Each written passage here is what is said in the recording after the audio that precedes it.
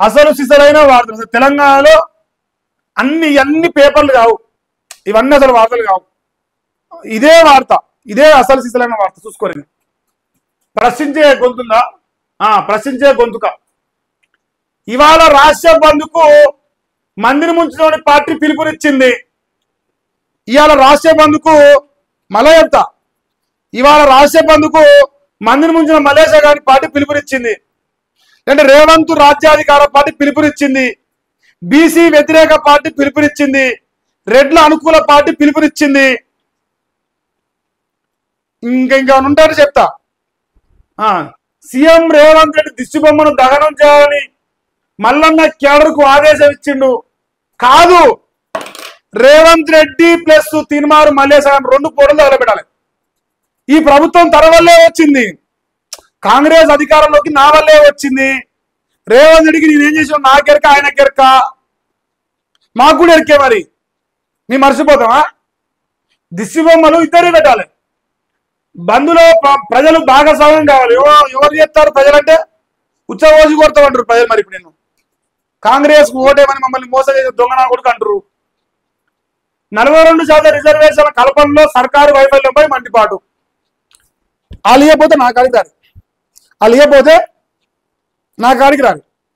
చెప్పింది కదా, పోరి మరి తండ్రి ముద్దు మీద అన్నది, ముద్దు మీద అని నిరాహార దీక్ష చేయమని.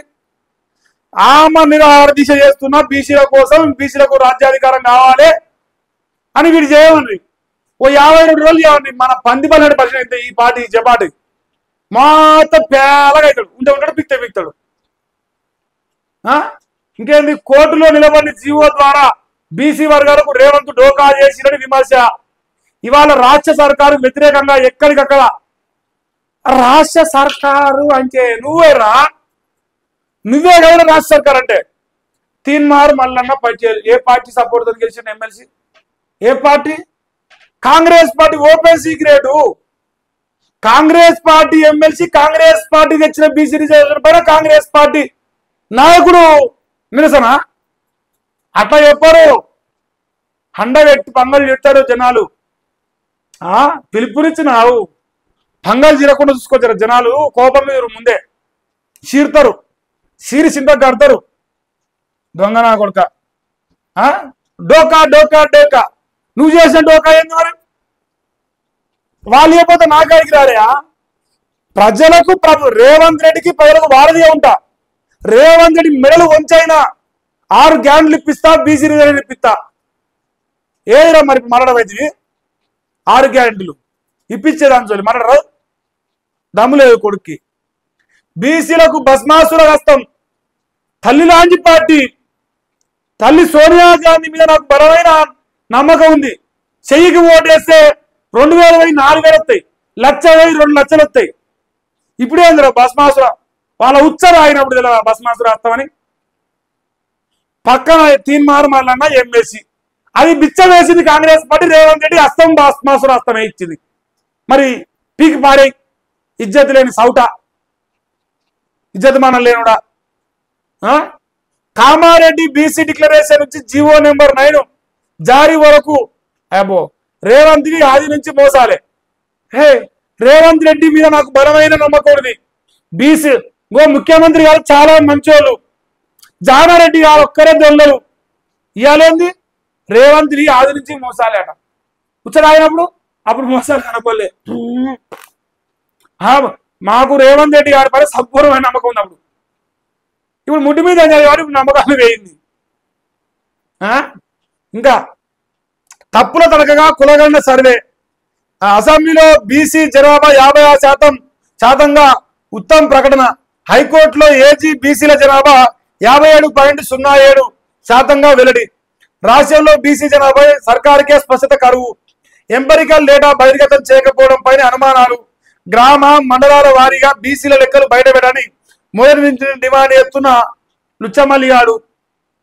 మల్లన్న డిమాండ్ జీర్ణించుకోలేని రేవంత్ రెడ్డి. అయ్యో ఎందుకు జీర్ణించుకోలేడురా? నువ్వు అయితే ఒకటి వీఆర్ బెస్ట్ ఫ్రెండ్స్ అంటే కదా, మళ్ళీ జీర్ణించుకోకపోవడం ఏందిరా? అందుకే మల్లన్నపై కాంగ్రెస్ బొత్సులో వేటు. నీకు సౌటవు, నువ్వు మొగోడవు అయితే నువ్వు ఫస్ట్ ఇసిరేయాలి వాళ్ళ కాగితం వాళ్ళకు. ఆడబిడ్డ ఇసిరేసింది మా కవితక్క, పొద్దుపోనా అని ఏం చేసని. నువ్వేం మొగోడవురా సౌటవు కాకపోతే. 42% రిజర్వేషన్లపై కేంద్రాన్ని ఒప్పించని రేవంత్, 42% కోటాపై రేవంత్ మొదటి నుంచి ఫెయిల్యూర్ మెథడే. నువ్వు పాస్ ఏం కాలే, నువ్వు అంతకంటే పెద్ద సౌటవు. నేనేం చెప్తాను రా చింతపండు, ఈ రాష్ట్రంలో ప్రజలు ఏమంటారంటే చింతపండు మళ్ళీ ఒక గొలిగానికి నిజంగా కాంగ్రెస్ పరిపాలన కొట్టాలంటే వాళ్ళు ఎంగిలి మెతుకులేసింది, వాళ్ళు ఉత్సవం వచ్చింది, ఆ ఎమ్మెల్సీ రాజీనామా చేయాలి, ఇసిరి పడేయాలి. వాళ్ళ ఉచ్చ తాగుతుంటాడు, మన వాళ్ళ పైన పోరాటం చేస్తాను. ఇది మనం నమ్మాలి. కాంగ్రెస్ పార్టీ నన్ను నిలగొట్టలే, నేను వెళ్ళిపోయే వాళ్ళు నిలగొట్టరు. వాళ్ళు వెళ్ళగొట్టినప్పుడు మరి వాళ్ళ చేత తప్పించింది ఎందుకు తీసుకోవాలి? వెళ్ళిపోతారా బాబు, మీ దాంట్లో వెళ్ళిపోయినా నాకేంద్ర మీద ఇసిరేయాలి. సౌటం కదా మరి మనం. ఎవరు లేరు ప్రస్తుతానికి. నేను ప్రశ్నించా బతుకు పాడుగాను సౌటమని ఒప్పుకోరాదురా. ఇక నువ్వు మళ్ళీ చెప్తావు ఇక జీవితంలో నీ ముఖానికి. కుక్కలు కూడా దగ్గర నిన్ను కానీ. అబ్బో ప్లీజ్ దరఖాస్తు చేసుకోండి, తాగి సాగుండి. రేవంత్ రెడ్డికి పైసలు ఇవ్వండి, రేవంత్ రెడ్డికి పైసలు ఇవ్వండి. ఓడి వేస్తారేట 3 లక్షలు అంట వాళ్ళకి. ఎందుకు వేస్తారు? బరాబర్ తాగుబోతులు చంపుతారు రాష్ట్రాన్ని. అబ్బా మొగోడు మనగాడు బీసీల రాజకీయ చైతన్యం నయాతే. నేను కుక్కలు కూడా వ్యక్తులు ఈ ప్రెస్ మీట్ పెడితే ఎవరన్నా నమ్మినారా? నేను కుక్కలను నమ్మినా? మా ఇంటి ముందు కుక్కను నమ్మలే. అబ్బా ఇంకా రాసిన మొగోడు జనం ఇట ఎడపోయావురా, పిడికీలు ఎత్తిండురా మందిని ముంచిన మల్లిగాడని. ఏమని రాసిండు? పిడికాడు మంది లేని కులాలు పెత్తనం చేస్తుంటే బోలెడు బలగా ఉన్న కులాలు ఇంకా ఎన్నడు మేలుకుంటాయి. ఇన్నాళ్ళు చెప్పేటోళ్ళు లేక చెడిపోదు, ఇప్పుడు చెప్పేళ్ళు వచ్చా నా కొడుకు వచ్చే. ఇప్పుడు అగ్రకులాల నాయకుల ఆటలు ఎట్లా సాగుతున్నాయి? కళ్ళ ముందు కనిపించిన కలవిప్పు కలవపాయే. ఓట్లు వచ్చిన 10సారి బొక్కబోర్ల వనవర్తిని. ఇదేమి ద్వంద్వ నీతి కులాల సమూహమా? హక్కులు కావాలని అడుక్కోబడితిని, ఆధిపత్య పాలనలో నలిగిపోబడితిని. ఎవరికన్నా రాజ్యాధికారం కావాలన్న ఆతుత లేకపోయే. అంటే నీలక్క ఉచ్చరాగి తెచ్చుకునే అవసరం మాకు లేదు కదా. నీలక్క కాంగ్రెస్ పార్టీలో ఉచ్చరాగి ఎంగిలి పెట్టుకుందిని ఎమ్మెల్సీ పదవి తెచ్చుకునే అర్హత అవసరం మా బీసీలకు లేదు. అంత దిగజారం మల్లేసా. తిన్న పల్లెలు ఉత్సవము. కనీసం ఎమ్మెల్యేలు అయ్యి అసెంబ్లీలో అడుగు పెట్టాలన్న సోయి లేక బీసీలు సౌటలు, బీసీలు దద్దమ్మలు. బీసీలకు ఎందుకు రాజ్యాధికారం? బీసీ ముఖ్యమంత్రి ఎందుకు బీజేపీకి వెళ్ళి కాంగ్రెస్కి వెళ్ళి రేవంత్ రెడ్డి ముఖ్యమంత్రి కావాలి? బూర నర్సయ్య గౌడ్ 2 లక్షల మెదడు ఓడిపోవాలి. సామల కిరణ్ కుమార్ రెడ్డి 2 లక్షల మెదడు గెలవాలి. ఇదేమిరా ఎమ్మెల్యేలు బీసీలు అంటే ఓడగొట్టాలని కోరిందని వచ్చి బీసీలని దొంగ నా కొడుక. ఆ ఓట్లు అమ్ముకోవాలి, జిందాబాద్ కొట్టాలి, రేవంత్ రెడ్డి ఉచ్చ తాగాలి, కాంగ్రెస్ పార్టీ ఉచ్చ తాగాలి, ఎమ్మెల్సీ పదవి తెచ్చుకోవాలి, మందిని ముంచాలి, సాయపదలు పిచ్చ పడుకోవాలి, పంది పళ్ళను పడవాలి. అలా నాకు అదే కనిపించింది, నాకు వేరేదేం కనపడలేదు. ఇదే తంతు కొనసాగితే మన బానిసత్వ కిరీటాన్ని తిరిగి మన పిల్లల నెత్తిలో వచ్చే ఆలోచనలో ఉన్నట్టే అనిపిస్తుంది.